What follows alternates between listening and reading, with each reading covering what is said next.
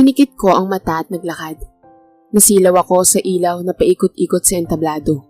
Maraming mga tao ang kapwa mga nakangiti at nagpapalakpakan. Nahagip ko ang malapad ng ngiti ni Philip at ang pag-thumbs up niya. Kaya napangiti ako at mas lumakas ang loob. 7 guest ang nakaupo sa harapan ng entablado. Galing sa 7 bansa. Naka-cross legs na nakaupo si Ace habang nakasandal sa backstreet ng upuan. Hawak ang ballpen na pinapaikot-ikot niya sa kanyang daliri. Bigla akong natapilok kaya mabilis akong napaupo sa entablado. Nawala ang ngiti sa labi ng mga taong nanonood. At napatayo naman si Ace dahil sa pagbagsak ko. Sobrang nakakahiya. Gusto kong maiyak ngunit, stand up Marem, keep shining. Mga palakpak na pag-cheer up ni Philip kaya mabilis akong babangon upang ipagpatuloy ang paglalakad. Mommy, I love you! Maliit na boses ni Ryu. Kinarga ito ni Philip habang nakangiti sa akin. Hindi ko na pinansin pa ang mapagmasid na mga mata ni Ace. Sa halip ay nagpatuloy ako. Oh, daan-daan sa pag-inom Marem. Huwag mong gawing tubig ang alak. Awat ni Philip sa akin matapos ang fashion show. Pero nandito pa rin ako sa event.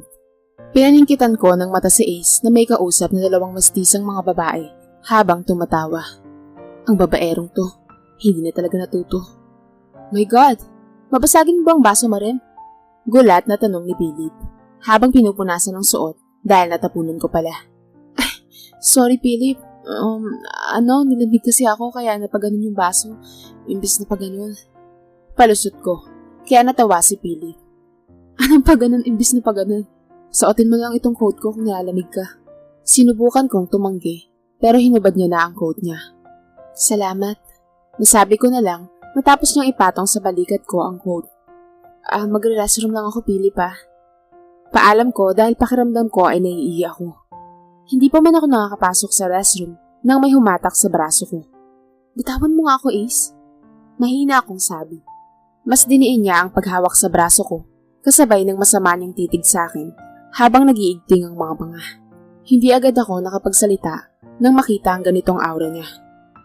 Bakit ba? Naging mahinahon at may takot kong tanong. Hindi siya makapagsalita kahit pa mukhang may gusto siyang sabihin. Ace! Tawag ko sa kanya. Kaya patulak niya akong binitawan at naglakad papasok sa men's restroom. Hinimas ko ang braso ko dahil maigpit ang hawak niya dun kanina. Pinahid ko ang luhang tumakas sa mga mata ko at pinagpatuloy ng pagpunta sa cubicle. Maglalasing ako ngayong gabi. Ace point of view. Sunod-sunod kong nilagok ang alak na nasa table ko habang pasimpleng nakatanaw sa table nila Marem. Kanina pa siya nagiinom. Balak niya bang magpakalasing? At kanina pa ako nanggigigil. Pasimpleng hawak ang Philip na to. Walang kaibigan at manager na niligaw, no? Tinapos ko ang iniinom ko nang hawakan niya si Marem sa bewang upang alalayan maglakad. Saan niya dadalhin si Marem? Naglakad na ako. Ngunit hinawakan ako ng babaeng mistisa sa braso at ninitian.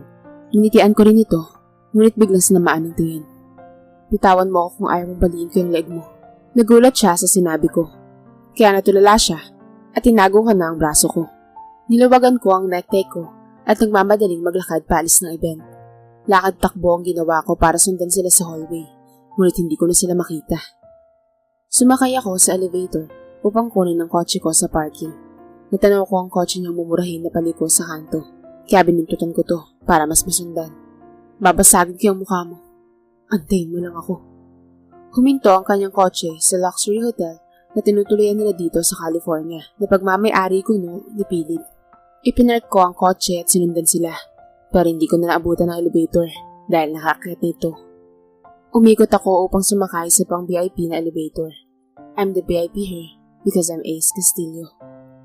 Nakita kong buhat-buhat ni Philip si Marem na mukhang lasing na habang naglalakad sila sa hallway ng hotel. Malapit na sila sa hotel room, kaya napatigil ako para pigilan ang sarili ko. Pumasok sila sa hotel room ni Marem. Baka kung anong masama ang gawin ng Philip na yun. What if may mangyari sa kanila? Nasa ilalim sila ng impluensya ng alak. Pero Ace, divorce na kayo ni Marem. Pero, she's still my ex-wife. At kasama niya ang lalaking nagpapanggap na nagmamalasakit sa kanya. Pero mukhang may masamang balak naman. No, Ace. Galit ka kay Marem, right? Baka nakakalimutan mong inilihim niya ang pinagbubuntis niya sa'yo. At iniwan ka. Tapos ang ending, nawala ang anak niyo nang hindi mo man lang nalalaman. Pero, subalit, ngunit, nagpabalik-balik ako sa hallway, kagat-kagat ang kuko. Tatayo ka na lang ba dito, Ace? Mauubos ako kung sa daliri eh. Namewang ako at itinaas ang ulo at ipinikit ang mga mata. Natatawa ako. Nadinig ko ang bulungan ng dalawang babaeng dumaan sa harapan ko. Anong tinitingin niyo? Mga hairless finkies. Hindi ito maaari. Idinilat ko ang mga mata ko at nakaisip ng paraan. Dinilaan ko ang hinalaki kong daliri bago pindutin ang pulang button. Umalingaw-ngaw ang fire alarm sa buong hotel room. Nagdulot ng pangamba sa lahat ng naka-check-in sa hotel. Patakbo akong napahinto, may kalayuan sa pinto ng hotel room nila Marem. Nakita kong medyo nagising sa wisyo si Marem dahil sa fire alarm. Madaming guests ang nasa labas ng kanika nilang pinto dahil sa fire alarm. May mga security guard ang nagkalat sa paligid dahil sa nangyari. Naikuyom ko ang kamaong nakatakip sa labi ko dahil pakiramdam ko ay nagtagumpay ako. We are arresting you for causing a scandal here in the hotel room, mister. Come with us properly. May humawak sa magkabila ang braso ko. Mga foreigner na pulis dito sa California at napapalibutan nila ako. Nakuha ko ang atensyon ng mga tao sa paligid, including Philip at Maren. Also you. Kumaway ako sa kanya at ngumiti. Ngumiti lang siya pabalik sa akin bago ako kaladkarin ng mga pulis na nakapalibot sa akin. Kung minamalis ka nga naman, paano nila nalamang? Malamang, tadtad ng CCTV camera ang bawat sulok ng Hotel Ace. Di ka talaga nag-iisip. Ang mahalaga ay naudlot ang maitim niyang balak. Tanaw ko mula sa kanang upuan ko ang tatlong tao na nasa harapan ko. Palubog na ang araw, habang nanatili akong pinagmamasdan sila sa di kalayuan. Naitikom ko ang kamao ko at halos mabasag ang ngipin ko dahil sa pag-iigting ko ng panga. Masaya si Maren kasama si Philip at ang pamangkin niyang si Rio. Paano kung nabuhay ang anak namin na si Gray? Malamang ay kaedad niya na ngayon si Rio. At sana ay ganito kami. Dahil talagang pipilitin ko si Marim na bumalik sa akin at buuin ang pamilya namin. Kung buhay lang sana ang anak namin, hindi ko hayaang lumapit-lapit ang lalaki yun kay Marim. Gagawa ko ng paraan upang kunin ulit ang puso ni Marim. Niligawan ko siya ng paulit-ulit hanggang sa mahalin niya ako ulit. Magiging masaya kaming pamilya. Ito ang pangarap namin noon nung nagpasya kami sumumpa sa kasal. Ang magkaroon ng anak at magkasamang maging maayos ang buhay. Financial stable nga ako. Matatawag na bilyonaryo. Pero wala naman sa akin ng mag-ina ko. Babalik ka pa ba sa akin, Marie? Gusto ko ipaglaban itong nararamdaman ko. Pero alam ko huli na, dahil divorce na tayo. Nagsisisi ako. Hindi ko na lang sana pinagmahan ang kasunduang tatapos ng lahat sa atin. Ang akala ko ay kaya kong mag-umpisa muli at kalimutan ang nakaraan namin. Pero habang nakikita ko siya kasama ng ibang lalaki, nahawakan ng ibang lalaki, ay talagang kumukulo ang dugo ko. Kinakain ako ng matinding selos. I'm sorry. Marahil ganito rin ang nararamdaman niya sa tuwing nagdidikit kami ni Mika. Nasasaktan ko rin siya, lalo pat may relasyon kami ng kaibigan niya. Kinakain ako ng konsensya sa mga panahong nasa harapan ko lang siya habang ibang babae ang inaatupag ko. Habang nagpapakaama ako sa ibang bata. Ang unfair lang, dahil pag akong gumagawa ay wala siyang action. Pero ako'y sumusunod pa talaga rito sa California at gumawa ng iskandalo dahil lang sa pagiging makasarili ko. Hindi naman natutulog ang naramdaman ko kay Marim eh. Mahal ko pa rin siya, kahit nang sama-sama ng loob ko sa kanya noon nang iniwan niya ako at mawala ang anak namin nang wala man lang akong kaalam-alam. Hindi matutumbasan ng galit ang pagmamahal ko kay Marim. Gusto ko siyang bumalik sa akin. Mabigat na hakbang ang ginawa ko nang lisanin ng lugar. Ayokong makita siyang masaya kapiling ng ibang lalaki. Ang gusto ko ay ako lang ang magpapasaya sa kanya ng ganun. Bumili ako ng maraming alak sa department store para magsulo ng inom sa hotel room ko. Dahil ngayong gabi ay bala ko nang tapusin ang ugnayan namin ni Mika. Ayoko nang patagalin pa to bago ko kunin muli si Marim. Sana lang ay may pag-asa pa. Nakaupo lamang ako sa veranda ng hotel. Tanaw ang makukulay na ilaw ng city. Katapat noon ang kwarto ni Marim, napatay pa din ang ilaw sa veranda.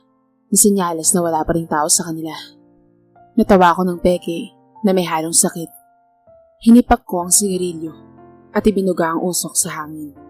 Sinimsim ko ang alak sa kamay ko at inubos. Kinuha ko ang cellphone ko at tinignan ng maraming missed call ni Mika. at mga chat sa messenger ko. Binasa ko isa-isa ang mga chat niya. May konting kurot dahil sa pagka-guilty. Pero kasi, muling nag-ring ang cellphone, kaya sinagot ko. Saan ka nagpunta, Ace? Mahinang tanong ni Mika. Hinipa kong muli ang sigarilyo bago sumagot. I have a business trip abroad, Mika. Why are you still awake? May flight ka pa. Anya ko. Sana man lang sinabi mo na sa California ka rin pupunta. Eh di sana nakasama ako. Dahil nandyan rin naman sila, Marem.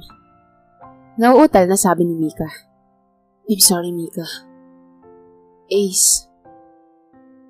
Miss ka na ni Briggs. Naiiyak sa kabilang linya na sabi ni Mika.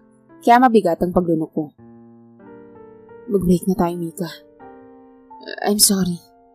Agad kong pinutol ang tawag at ino-off ang cellphone ko. Lumiwanag ang beranda ng kabilang beranda.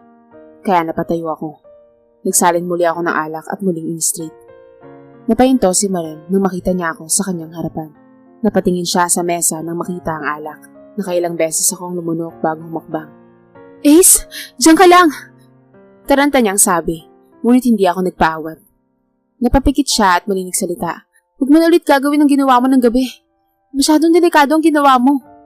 May inis niyang sabi. Bakit, Marem? Nag-aalala ka ba? Tanong ko. Bakit? Bakit naman ako mag-aalala?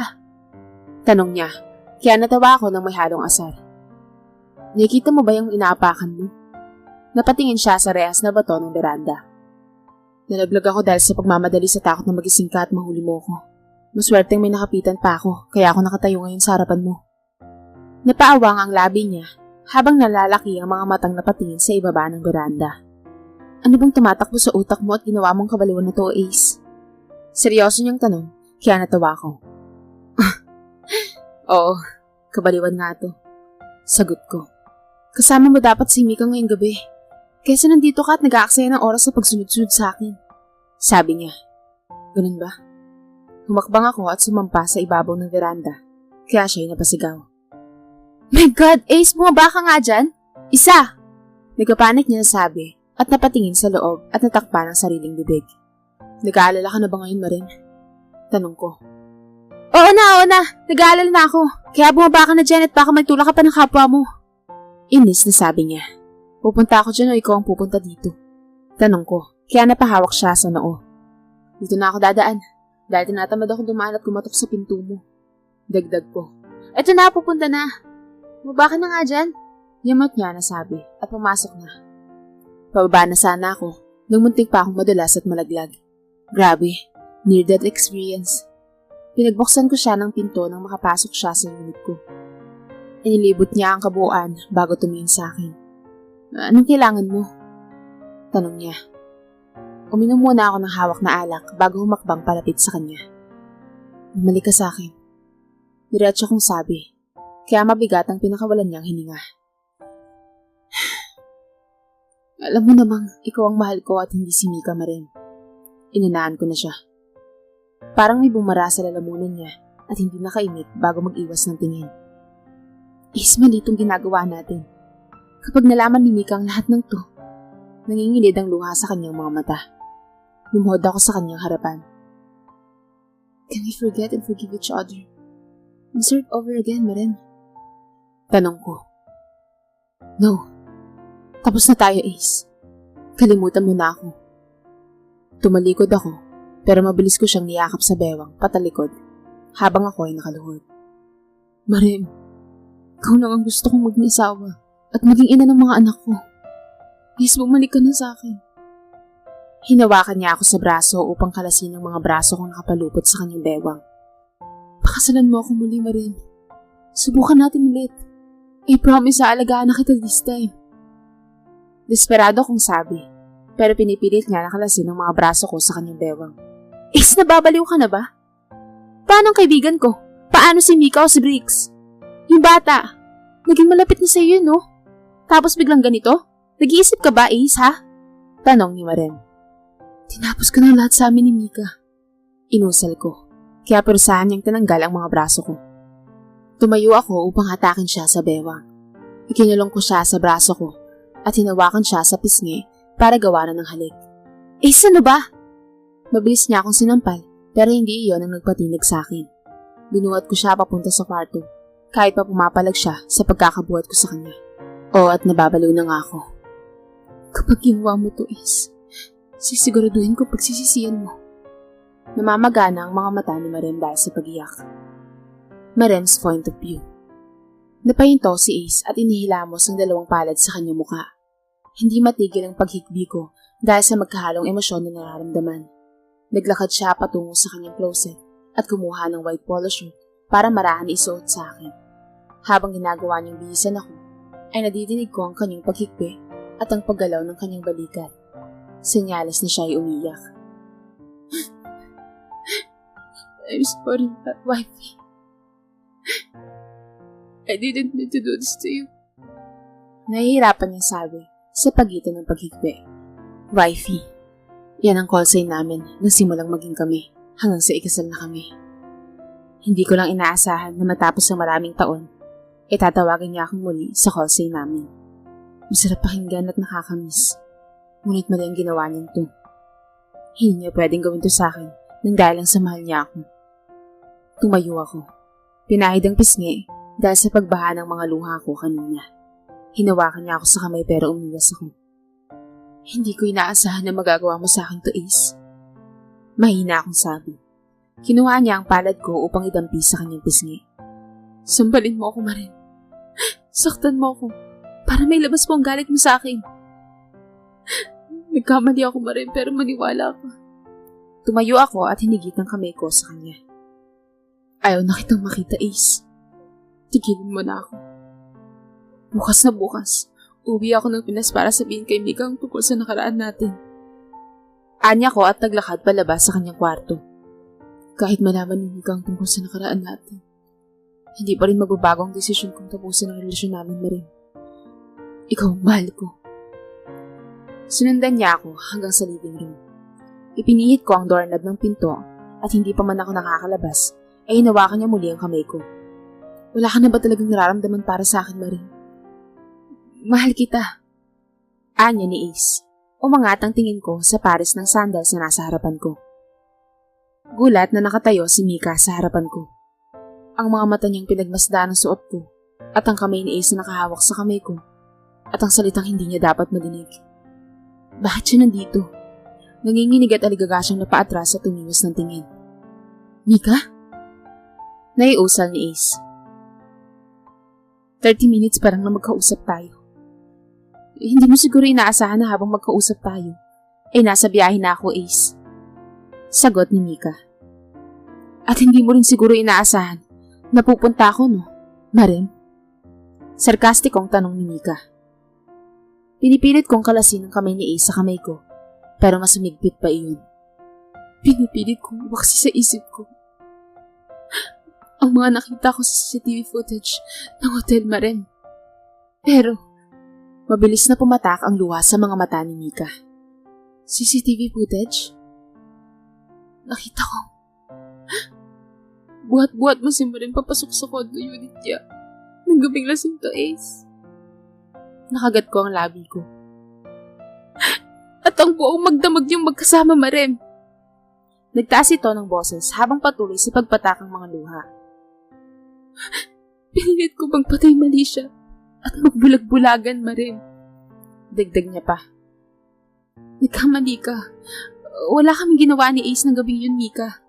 Paliwanag ko. Pero malutong na sampal ang sinagot niya sa akin na halos tumabingi ang pisngi ko.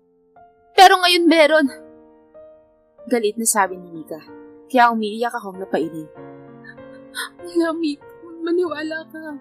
Pilit kong hinawakan ng kamay niya. Pero mas lalo siyang naiinis. Malandi ka, Maren. Sumbat niya sa pagitan ng pag-iyak. Walang nangyari sa amin, Mika. At yan ang totoo. Sagot ni Ace. Pero natawa ng pagak si Mika. Ito ba ang rason kung bakit ayaw mo sa akin, ha? Dahil mas gusto mo ang ahas na to! Galit na sumbat ni Mika. Nadinig kong bumukas ang pinto ng katabing kwarto at iniluwanan si ate.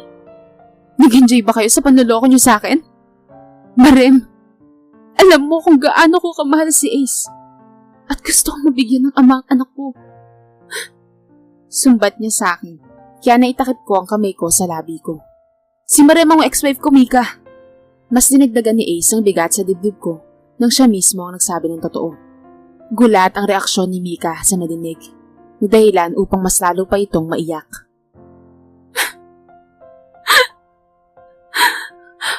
All this time, tinago niyo sa akin ang nakaraan niyo. Pinagmukha niyo akong tanga ng harap-harapan, Ace. Anya ni Mika, kaya napailing ako. Hindi ko gusto itago sa ito, Mika. Ang totoo nga, ibala ko nang sabihin sa iyo, pero huli ka na. Dahil ako mismo ang nakaalam kung paano niyo ako lokohin yung dalawa. Tinuring kita kaibigan, Marem. Halos 7 taon na tayong magkaibigan. Pero ni minsan hindi mo na ikwento ang tungkol dito. Sumbat ni Mika. I'm sorry, Mika. Napagsaklop ko ang mga palad. Wala namamagitan sa amin ni Ace. Tapos na kami, maniwala ka. Wala kami relasyon. Pinipilit kong iwasan si Ace dahil yun ang makakabuti, Mika. Paliwanag ko, pero ayaw niya makinig. Siya rin ba yung ama ng kambal mo? O ibang lalaki? Tanong niya, dahilan para huminto ang mundo ko. Mika. Tawag ko sa kanyang pangalan bago mapailing. At mukhang nakuha niya naman ang pinupunto ko. Anong kambal? Biglang tanong ni Ace at tuluyan nang nabitawan ng kamay ko. Kambal? Natatawa at parang nasisiraan na ng bait na tanong ni Ace. Kambal ba ang anak natin, Marem? Tanong niyang muli, pero ni isa sa amin ni Mika ay walang makaimik. Marem! Napaigtad ako sa gulat nang magtaas siya ng boses at parang may bumara sa lalamunan ko. Sabihin mo kung kambal ba ang anak natin! Nasaan ang isang anak ko, Marem? Galit na tanong ni Ace at hinawakan ako sa braso pasandal sa pader. Nagliliyab ang kanyang titig sa akin. Napatingin ako kay ate na mapapikit ito sa po ang noo. Seryo ang anak mo? Napatingin kami kay ate nang magsalita ito. Nabitawan ni Ace ang braso ko nang mapatingin kay ate. Naitukod ni Ace sa pader ang isa niyang kamay nang bigla itong mawalan ng lakas. May munting kamay ang humawak sa kamay ni ate at sumilip sa amin. At iyon ay walang iba, kundi si Ryu. Naglakad palapit si Ace sa direksyon ni ate, ngunit hindi pa ito nakakalayo, ay bumagsak na ang isa niyang tuhod dahil sa panghihina. Ryu! Naiusal ni Ace gamit ang nanginginig na tinig. Ate! Natawag ko, pero malalim ang pinakawalan ni ate. Tama na, Marem. Karapatan ng batang makilala ang tunay niyang ama. At karapatan din ni Ace na malaman na buhay pa ang isa niyang anak. Kahit pa hindi naging magandang nakaraan niyo, Marem, labas ang bata sa issue ng dalawa. Mahabang paliwanag ni ate bago pumasok sa loob ng hotel room. Pinilit makatayo ni Ace kahit mukhang bubuwal to at matutumba. Walang nakaimik sa amin ni Mika habang pinapanood ang tagpo ng mag-ama. Hinawakan ni Ace sa magkabila ang braso si Ryu na inosenteng nakatingin lang sa umiiyak na si Ace. Hinawi ni Ace ang ilang hibla ng buhok ni Ryu, paipit sa tenga nito. May saya, ngunit humiikbing tawag ni Ace kay Ryu na nakatingin lamang. Yung anak ko. May anak ako. At ang pangalan ay Ryu. Niyakap ni Ace nang mahigpit si Ryu. Nagulat sa ipinagtapat ni Ace sa kanyang harapan. Napatingin si Ryu sa akin at nagtatanong ang kanyang mga mata. Naglakad naman paalis si Mika at hindi ko na siya nagawang tawagin pa.